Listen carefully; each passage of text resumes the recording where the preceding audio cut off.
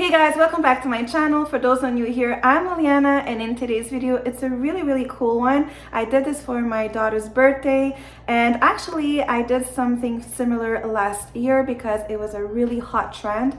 They call it the top forward cake. So I did that but with a heart, so it's like a 3D cake and top forward, and I also did a comic look to it. So if you guys want to see how I made this, well, keep on watching.